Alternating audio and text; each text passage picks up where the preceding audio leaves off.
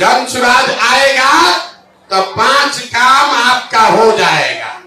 याद करिए, अब इसको लिख लीजिए। पहला काम, आपके घर के बच्चे जो बाहर गए हैं मजदूरी करने, जो बच्चे आपके बेरोजगार बैठे हैं, उसको नौकरी हो या न हो, लेकिन साल भर के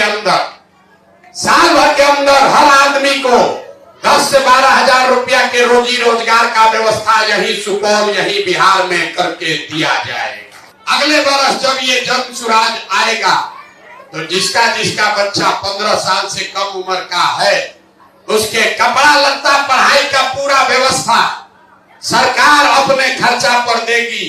और खाली सरकारी स्कूल में नहीं, जब तक सरकारी स्कूल नहीं सुधरेगा तो गरीब को यह सुविधा दी जाएगी, आप अपने बच्चे को प्राइवेट में भेजिए और फीस आपके बच्चे का सरकार भरेगी, ताकि गरीब का बच्चा भी अंग्रेजी स्कूल में पढ़ सके। होना चाहिए कि नहीं होना चाहिए? तीसरा बात, दिसंबर 2025 से 60 वर्ष से ज्यादा उम्र के हर महिला पुरुष को 2000 रुपया मासिक पेंशन का व्यवस्था जरूर कर दिया जाए। होना चाहिए ना भाई? ये महंगाई के जमाना में 400 होना चाहिए कि 2000 होना चाहिए? 2000 होना चाहिए ना। चौथा संकल्प, जिसको महिला को बिजनेस व्यापार रोजगार करना है, जन सुराज आएगा तो आपको 4%, सिर्फ 4 रुपया सालाना ब्याज पर आपको काम करने के लिए सरकार से पूंजी पैसा मिलेगा, ताकि घर घर महिला अपने रोजी रोजगार कर सके। कितना?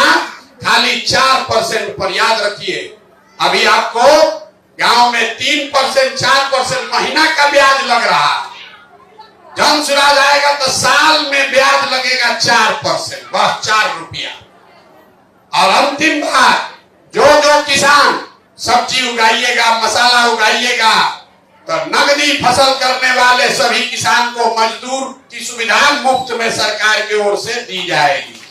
मजदूर का खर्चा आपको सरकार देगी, ताकि आप धान गेहूं छोड़कर जिसमें पैसा कमाने वाला खेती है वो खेती आप कर सकें। 5 चीज जो हम लोगों ने कहा है वो प्राथमिकता के आधार पर निश्चित तौर पर हो जाएगा।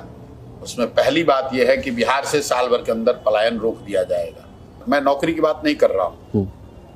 बिहार में राजनीतिक और सामाजिक जीवन में रहने वाले लोगों को यह समझना चाहिए कि आप पूरे इतने बड़े आबादी को सरकारी नौकरी नहीं दे सकते, लेकिन इतने बड़े समाज को आप अच्छा पढ़ा सकते हैं, इतनी बड़ी जनसंख्या को आप रोजी रोजगार की व्यवस्था कर सकते हैं। तो जन सुराज का पहला संकल्प यह है कि साल भर के अंदर यहाँ डिस्ट्रेस माइग्रेशन